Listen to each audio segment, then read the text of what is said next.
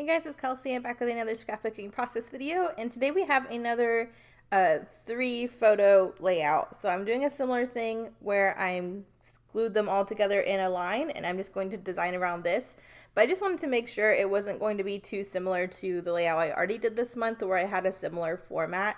So I'm not going to use the same types of techniques I did on the other one. I'm going to do something kind of different. I have a lot of scraps built up by this point in the month. And I have an advantage here to cheat some layers because I do have my photos running all the way across the page. So it's really easy to stretch your paper scraps and make them look longer than they are. I'm using this really pretty blue paper. I think this is one of my favorite papers in this collection, and I really wanted it to be my 12 by 12, but again, I'm going to be covering up so much of it because I have all of these photos and I'm going to be layering on top of those. There's really only a small amount of this that's going to be showing as the background. So you can kind of see where I've mapped out where my layers are going to go, and I'm just going to glue those small sections of this background paper onto a scrap piece. Because the rest of it's going to be covered by my photos and other paper, and that way I have a massive chunk of my favorite paper from this collection that I can use on some more layouts. So this part I get really excited about because you can see how little of this green paper, bluey green paper, I end up using, and when everything's stuck back down, it really does look like it's still a whole 12 by 12. Yet I have this huge chunk that I will be able to use more of. So I went ahead and glued that portion down. I kind of know how my layers are going to go at the top here, so I'm just going to go ahead and go through my scraps and kind of glue them down where I think they need to go.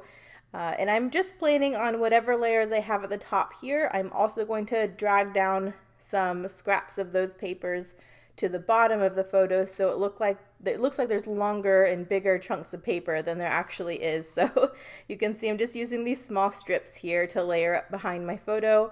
And by the end you'll kind of see what I mean when it all comes together. But I love this because by the end it really does look like I used a lot of paper, and I really didn't. So I'm just gluing down these pieces as I go.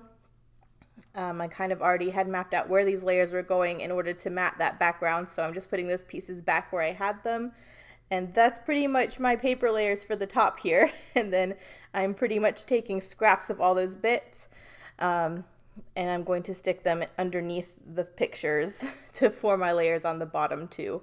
So I'm going in first with this really light text paper, and then I'll go in with the pink squiggles and then the multicolored kind of quilted paper, and that's going to be the paper layers here. And then once I kind of have those figured out where they're going to go, I again will just gut a section of the bluey green background to fill in the rest of the page. So I'm just measuring, trying to make sure everything's lined up so it really does look like those pieces run the whole way behind the photos.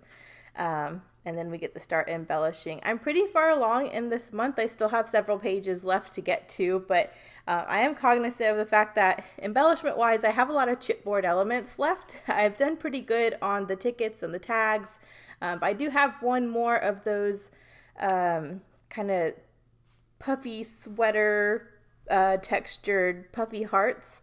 So I really want to try to get that last one used up on here.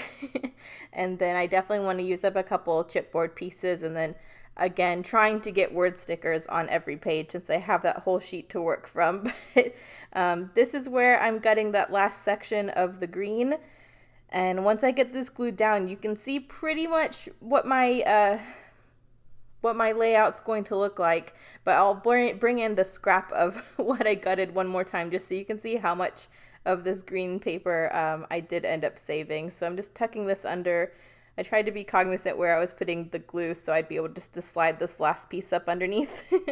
But this completes the 12 by 12. So I'm glad I got all that glue down. It was kind of a headache to figure out at first, but I'm going to clean up all the edges of anything that's hanging over, and then you'll kind of be able to see what I mean. So just cleaning up the edges, trimming the branding strip off the bottom, and there's my 12 by 12, and there's that huge chunk that I get to save. So this is pretty much the layers. I'm going to just trim up the edges one more time because I think the photos were still hanging over farther than some of the other pieces. But now that I have all this down, I really just get to embellish. So I pulled in one of the fussy cut floral clusters, another ticket, that last heart I was really trying to use up, and this really cute little white frame that Ronnie sent me. I tried to use that on an earlier page and I ended up going with something else, so I really wanted to use it on this one. And I think that frame adds a really nice layer behind my cluster here and adds some interest, so I love that. So I'm just sticking all of that together. And then I think after I get this part stuck down, that's where I'm like, wow, I have a lot of chipboard pieces left to use, so I need to get some of those used up on this page. So I'll end up pulling those in. But just layering all this together, I really like how this little cluster looks. It's so cute. I'm also really glad I got to use that last little puffy fabric heart. I think those are a really smart addition on Christina's part. I've loved using those this month. I'm kind of sad that's the last one, but I'm glad I got them all on pages. So now I'm just reevaluating what I have left to work with. I guess I'm trimming up one more section of this page and then I will get to go in. I think the bottom of this still, that bottom of that page, I'm looking at it now, I think some of the black is still at the bottom of the page, so I'm going to trim that up really quick too at the end. But adding a word sticker to this top cluster, I kind of just felt like this top cluster needed at least one word sticker to beef it out, so I did add that little "for you." This obviously are the photos when Marcus and I are saying our vows, so I was just going to title this "I do." So I thought it was cute having the little "for you." And then this is where I'm going in with two of the chipboard circles had some craft supplies on them, and I did not want those motifs on this page for wedding. So I went through my die cut heart stash from Ronnie and pulled in a bunch of hearts. I thought about using some of the wood veneer ones, but I ended up going with white and gold just to stick with my theme. But you'll see the wood veneer hearts on here for a little bit until I decide to switch them out. But I think those added a nice touch, and that's a really good way to use some ephemera pieces if there's a motif that doesn't go with your page or your theme. You can just cover it up with something else. So the circular chipboard adds really nice dimension and interest down there.